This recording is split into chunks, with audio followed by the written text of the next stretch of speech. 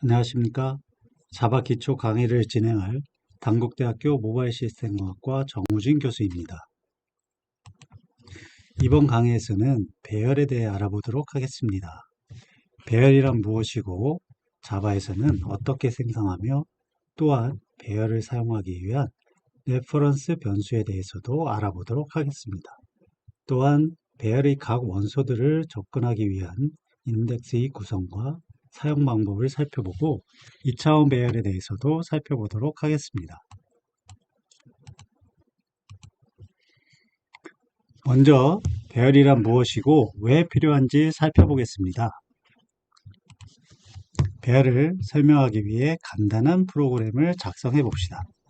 학생 10명의 자바 성적을 10개의 정수형 변수에 저장하고 그 변수들의 값들에 대한 평균값을 계산하는 문제를 풀어봅시다.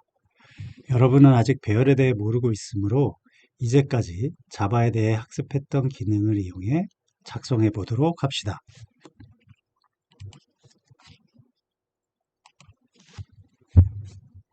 아마도 여러분은 왼쪽의 코드와 같은 프로그램을 작성해야 할 것입니다.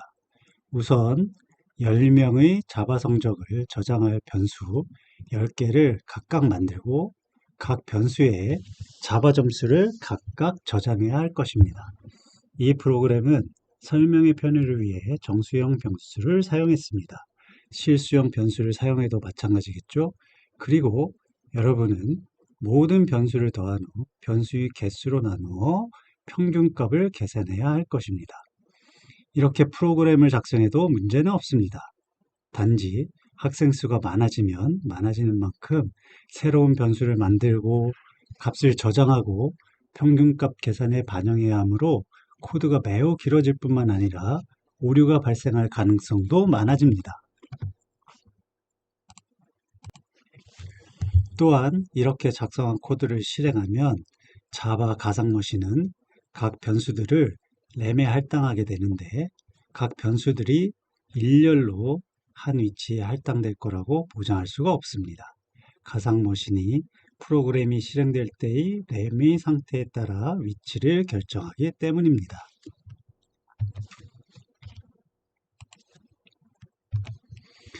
만약 이런 방법으로 100명 또는 1000명의 학생 정보를 처리하려면 어떨까요? 아마도 프로그램의 수행할 기능에 비해 코드를 작성하는 시간이 너무 길어지고 오타나 데이터를 빼먹는 등의 오류가 발생할 가능성이 매우 높아지겠습니다. 이런 대량의 동일한 데이터를 손쉽게 할당하고 사용할 수 있도록 하기 위해 이용하는 것이 배열입니다. 배열은 동일한 자료형의 데이터를 연속된 메모리, 즉 램에 순차적으로 저장하는 구조를 제공합니다. 또한 매우 간단한 선언문으로 한꺼번에 많은 메모리 공간을 할당할 수 있습니다. 또한 이렇게 할당된 배열의 각 원소들은 인덱스, 즉 개별 원소들의 고유 번호를 이용해 접근할 수 있습니다. 따라서 배열은 간단한 선언과 반복문을 이용해서 대량의 정보를 처리하기 쉽게 해주는 매우 기본적인 자료 구조를 제공합니다.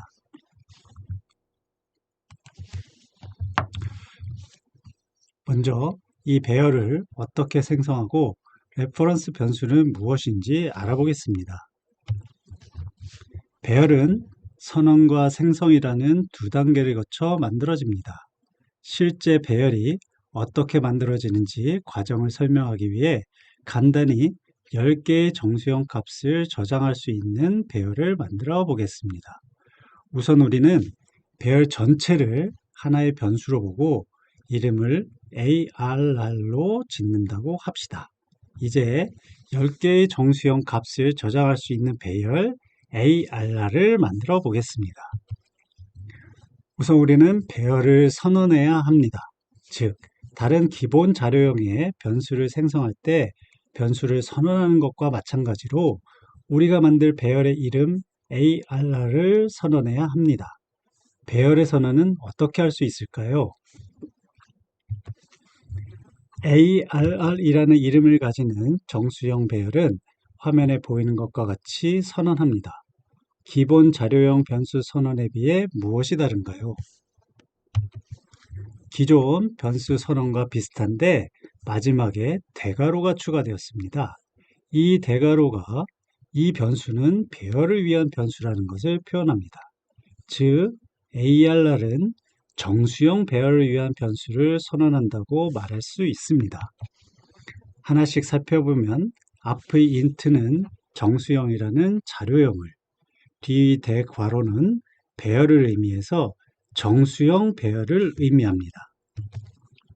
ARR은 이 정수형 배열을 위한 이름인데 이렇게 선언된 ARR을 우리는 레퍼런스 변수라고 부릅니다. 즉, 이 선언의 의미는 정수형 배열에 대한 레퍼런스 변수 ARR을 할당했다라고 할 수 있습니다. 그런데 이 선언까지만 하고 보면 ARR이 정수형 배열을 위한 것까지는 알겠는데 10개의 정수값은 어떻게 저장할까요? 지금 선언한 ARR 자체로는 그런 기능이 없어 보입니다. 네, 지금 int ARR은 실제 정수형 값 10개를 저장하는 배열의 메모리를 할당한 것은 아닙니다. 대신 나중에 배열을 할당하게 되면 그 배열을 간접적으로 접근할 수 있는 레퍼런스, 즉 참조 변수만 선언한 것입니다. 레퍼런스 변수는 무엇일까요? 자바에서는 배열을 위해 램에 할당되는 메모리를 직접 접근할 수 없도록 하고 있습니다. 따라서 배열을 접근할 때는 배열에 대한 주소 정보를 저장하고 있는 이 레퍼런스 변수를 통해 간접적으로 접근할 수 있도록 합니다. 앞 페이지 내용과 함께 정리하자면 지금 선언된 ARR은 레퍼런스 변수라는 것인데 이 레퍼런스 변수는 배열이 실제 만들어지고 할당될 메모리 주소를 가질 예정으로 아직은 그 메모리 주소가 없는 상태인 것입니다. 아직 10개의 정수값을 저장할 배열의 실체는 없다는 이야기입니다. 그럼 이제 실제 정수값을 저장할 배열을 만들어 봅시다. 배열은 new int 10과 같이 생성합니다. 각 키워드의 의미는 int 키워드는 정수형 값을 저장하기 위한 배열을 만들도록 자료형을 지정합니다. 만약 더블형 데이터를 저장하는 배열을 만들려면 더블형이라고 지정해야 합니다. 배열은 동일한 자료형의 값만 저장할 수 있는 구조이기 때문에 정수형, 실수형을 같은 배열에 저장할 수는 없습니다. 대괄호와 숫자는 원소의 개수와 배열을 의미합니다. 즉, 10개의 값을 저장할 수 있는 배열이라는 의미입니다. new 키워드는 자바에서 객체를 생성하는 키워드인데 아직 클래스와 객체를 배우지 않았으므로 우선은 배열을 실제 만들기 위한 키워드라고 이해하도록 합시다.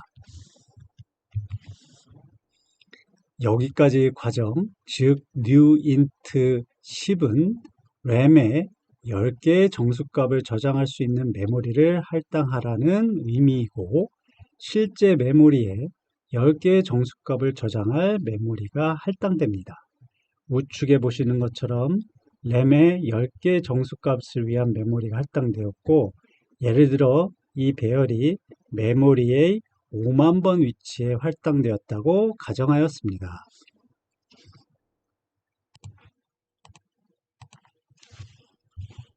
이 만들어진 배열을 ARR에 할당한다는 의미는 배열의 위치 5만을 ARR에 저장하라는 의미입니다.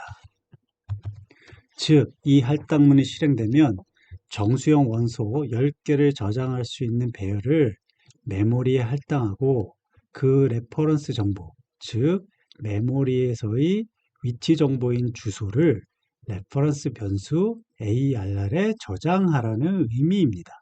이렇게 선언과 생성 절차를 거쳐 만들어진 배열은 오른쪽 그림에서 보는 것 같이 메모리에 할당된 10개의 정수값을 저장할 공간과 그 공간을 접근할 수 있는 위치 정보를 가지는 레퍼런스 변수 ARR로 구성된 배열을 가지게 됩니다. 이렇게 두 단계를 거쳐 만들어지는 배열을 좀 더 간략하게 한 줄로 작성할 수도 있습니다. 즉, 레퍼런스 변수의 선언과 배열의 생성, 할당을 한 줄에 표현한 것입니다.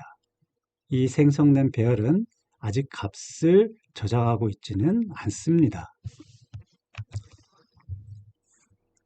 배열을 생성함과 동시에 특정한 값들로 각 배열 원소를 초기화하기 위해서는 보는 것과 같이 초기값을 중괄호 안에 나열하면 됩니다. 이렇게 선언과 함께 초기화를 수행할 때는 new나 자료형 및 개수를 지정하지 않아도 자동으로 자료형과 원소의 개수가 결정됩니다.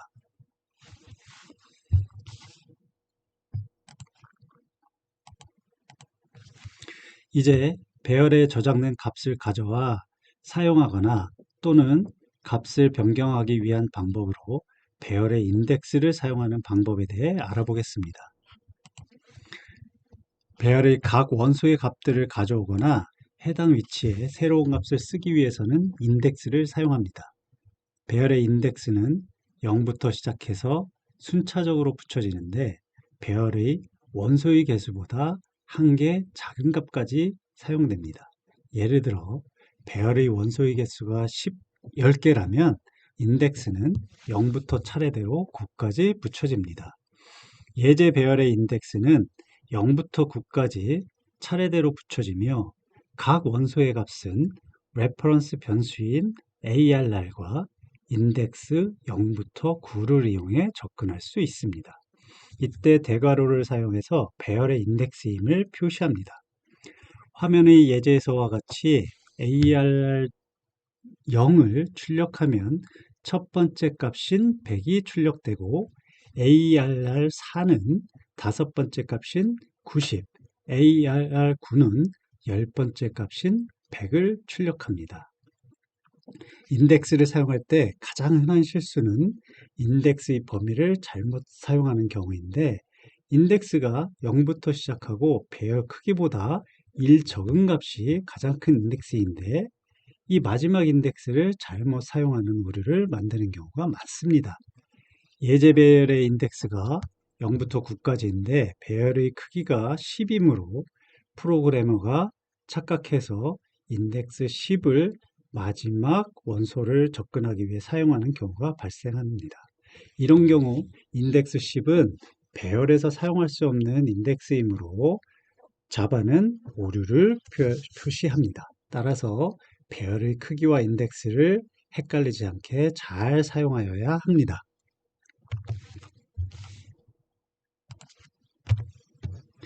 배열의 특정 원소에 새로운 값을 할당할 때도 인덱스를 이용해 배열의 원소에 새로운 값을 할당할 수 있습니다. ARR의 여섯 번째 원소에 95를 할당하기 위해서는 ARR 5에 95를 할당하면 됩니다. 레퍼런스 변수 자체는 별도의 메모리에 저장되어 있고 이 레퍼런스 변수에는 배열의 주소가 저장되어 있다고 했습니다. 이 변수는 다른 기본 자료형 변수와 같이 다른 레퍼런스 변수로 복사할 수가 있습니다. 예를 들어 ARR에 저장된 5만이라는 배열의 주소값을 새로 선언한 ARR 카피라는 레퍼런스 변수에 할당하면 ARR 카피는 ARR과 동일한 주소값을 가지게 됩니다. 따라서 ARR 카피를 이용해서 동일한 배열을 접근할 수 있습니다. 즉, ARR 카피 인덱스 8번은 ARR 인덱스 8번과 동일한 값에 접근할 수 있는 것입니다. 이때 주의할 것은 ARR 카피의 자료형이 ARR과 동일해야 한다는 것입니다. 자, 이제 배열을 배우기 전에 작성한 예제 프로그램으로 돌아가 보겠습니다. 배열을 사용하지 않고 10명의 자바 성적의 평균값을 구하는 프로그램을 이렇게 작성했습니다. 이제 이 프로그램을 배열과 반복문을 이용해서 작성해 보도록 하겠습니다. 오른쪽 프로그램은 배열을 생성하고 10명의 자바 성적을 초기값으로 저장했습니다. 왼쪽 코드의 11줄을 한 줄의 코드로 만든 것입니다. 이제 평균을 구하는 부분은 반복문을 이용해 배열의 값을 인덱스를 이용해 순차적으로 에버리지 변수에 모두 더하고 반복문이 끝나면 에버리지 변수를 배열의 크기인 10으로 나누어 평균을 구하는 것입니다. 이렇게 배열을 사용하면 배열을 사용하지 않을 때에 비해서 훨씬 간단하고 구조적인 프로그래밍이 가능해집니다. 우측의 코드를 좀 더 개선해 봅시다. 현재 배열 원소의 개수가 10개인데 만약 11명의 점수를 처리하려면 어떻게 하면 될까요? ARR에 한 명의 점수를 추가하고 for 반복문의 조건문에서 10을 11로 바꾸고 평균을 계산할 때 데이터 개수가 11개가 되었으므로 11로 나누어 주도록 수정해야 합니다. 그런데 이렇게 코드를 학생 수에 맞게 매번 수정하려면 배열의 길이에 따라 코드를 여러 군데 수정해야 하는데 매우 귀찮은 일일 뿐만 아니라 실수가 발생할 가능성이 높습니다. 그래서 자바의 배열에서 제공하는 편리한 속성을 이용해서 좀 더 수정해 보도록 하겠습니다. 이번에는 자바 배열이 제공하는 length라는 속성을 이용했습니다. 배열의 length 속성은 배열 레퍼런스 변수명, 즉 ARR에 .length를 추가해서 사용할 수 있는데 이 length 속성은 배열 원소의 개수를 반환합니다. 따라서 이 프로그램에서는 12를 반환합니다. 이 length 속성을 반복문과 평균값 계산하는 실행문에 적용하면 배열의 크기를 직접 기록하는 것에 비해 더 유연하게 프로그램을 작성하게 됩니다. 만약에 한 명의 학생을 더 추가하고 싶다면 초기화 부분에 학생의 점수만 추가하면 되는 것입니다. 이제 이 프로그램은 추가하고 싶은 자바 점수만 배열 초기화 시 추가해주고 다른 부분은 수정하지 않아도 되므로 매우 편리한 프로그램으로 사용할 수 있게 되었습니다. 자바에서는 배열의 각 원소를 순차적으로 접근할 수 있는 for 반복문의 특별한 형태인 for each 반복문을 지원합니다. for 반복문과 비슷해 보이지만 이 for문은 배열 ARR에서 각 원소를 하나씩 읽어 value에 저장한 후 이 값을 가지고 반복문을 수행합니다. 이 코드의 경우 value는 처음에는 100, 그 다음에 99, 그 다음 98과 같이 ARR 배열의 값을 하나씩 차례로 가져와 반복문을 처리하게 됩니다.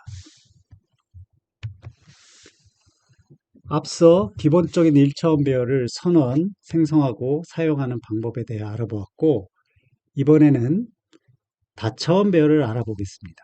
간단히 2차원 배열은 어떻게 만들고 사용되는지 알아보겠습니다. 2차원 배열은 1차원 배열과 비슷한데 대괄호를 2개를 사용하는 레퍼런스 변수를 선언합니다. 이 의미는 정수형 배열 레퍼런스 변수들의 배열이라는 의미로 해석할 수 있겠습니다. 이 2차원 배열 레퍼런스 변수의 실제 2차원 배열을 이행 오열로 생성하여 할당할 수 있습니다. 이렇게 만들어진 2차원 배열은 메모리에 그림과 같은 방법으로 할당하고 연결됩니다. 2차원 배열의 생성과 초기화를 동시에 수행하게 되면 화면에 보이는 것과 같이 초기값을 ARR0과 ARR1 각각을 중괄호로 구분하여 지정하면 됩니다. 즉 2차원 배열은 각 행이 별도의 메모리에 할당되고 연결하도록 되어 있기 때문에 각 행이 독립적인 1차원 배열이라고 생각하셔야 됩니다. 이런 각 행이 독립적인 1차원 배열들과 연결되어 있기 때문에 우리가 자바에서는 독특하게 비정방형의 2차원 배열을 생성할 수 있습니다. 2차원 배열은 각 핵마다 개수가 다른 배열을 생성할 수 있다는 것을 의미합니다. 화면의 코드와 같이 레퍼런스 변수 ARR을 생성하고 먼저 레퍼런스 변수 두 개를 가지는 배열을 생성해 연결합니다. newInt2가 두 개의 레퍼런스 변수를 가지는 배열을 생성하도록 하는 것입니다. 이제 ARR0, ARR1의 레퍼런스 값 배열에 각각 서로 다른 1차원 배열을 생성하여 연결하면 ARR0과 AR1의 크기가 다른 1차원 배열을 연결하여 결과적으로 비정방형 2차원 배열을 생성하게 됩니다. 만약 ARR, ARR0, ARR1의 랭스 속성을 출력해보면 어떤 값이 출력될까요? ARR, ARR0, ARR1의 랭스는 각각 2와 3과 5를 출력할 것입니다. 화면의 2차원 배열이 메모리에 실제로 할당된 구조를 보면 이 값을 이해할 수 있을 것입니다. 이제까지 자바의 배열을 간단히 살펴보았습니다. 자바의 배열은 여러 개의 값을 효율적으로 처리할 수 있는 데이터 구조인데 여러 편리함에도 불구하고 사용 시 주의를 요하는 부분과 사용상의 제한이 있습니다. 우선 인덱스의 범위를 넘어가지 않도록 주의해서 사용해야 하는데 만약 범위를 넘어서면 자바 가상 머신은 오류를 발생시키고 프로그램을 중단하게 됩니다. 또한 자바의 배열은 고정 크기의 자료 구조로서 한 번 만들어진 배열의 크기를 변경하거나 또는 배열의 중간에 새로운 원소를 추가하는 등 배열 생성 이후의 변형이 어렵습니다. 만약 이런 유연한 자료 구조를 사용해야 한다면 자바가 제공하는 컬렉션 중 어레이 리스트를 사용하는 것이 편리합니다. 자바를 이용해서 학생들의 성적을 처리하는 조금 더 다양한 반복문이 사용된 예제 프로그램을 작성해 보았습니다.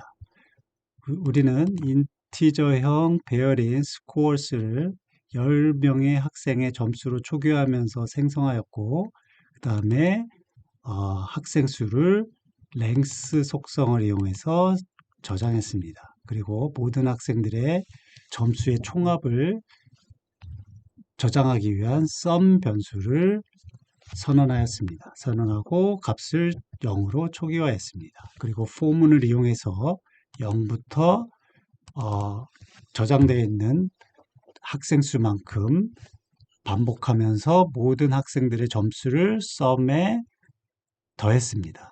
그리고 이 더해진 모든 총점을 학생 수로 나누면 우리가 평균 점수를 계산할 수 있게 됩니다.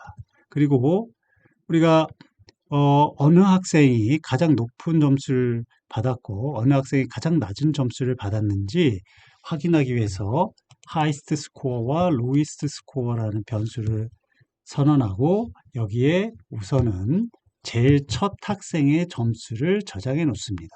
그리고 포문을 통해서 모든 학생, 첫 번째 학생을 제외한 모든 학생들의 점수를 현재 최고 점수와 현재 최저 점수와 비교해 가면서 만약에 최고 점수보다 높은 점수가 있다면 최고 점수를 그 학생의 점수로 대체해서 저장합니다. 그리고 만약에 최저 점수가 현재 학생의 점수가 지금 저장되어 있는 최저 점수보다 더 낮다면 최저 점수 값을 그 학생의 점수로 대체합니다. 이 모든 동작을 모든 학생들에 대해서 순환하면서 검사를 하게 됩니다. 그렇게 되면 모든 학생을 검사하고 나면 몇 번째 학생이 가장 높은 점수를 가지고 있는지 그리고 어떤 학생이 가장 낮은 점수인지 즉 가장 높은 점수는 몇 점이고 가장 낮은 점수는 몇 점인지 하이스트 스코어와 로이스트 스코어에 저장되어 있게 됩니다. 그래서 우리는 마지막으로 프린트 ln문을 통해서 모든 학생의 시험 점수, 그리고 평균 점수, 최고 점수, 최저 점수를 화면에 표시할 수 있게 되었습니다. 이 예제는 여러분들과 함께 배열을 반복문과 사용했을 때 얼마나 우리가 효율적으로 사용할 수 있는지를 보여주는 매우 간단한 프로그램 예제입니다. 이 프로그램을 실행하면 모든 학생들의 점수를 표시할 수 있고, 평균 점수는 86.7점, 그리고 최고 점수는 95점, 그리고 최저 점수는 76점임을 알 수 있는 프로그램입니다. 그리고 우리가 좀 더 다른 예제를 보자면, 하나의 배열을 이용해서 for문, while문, do-while문, 그리고 for each문을 사용하는 예제입니다.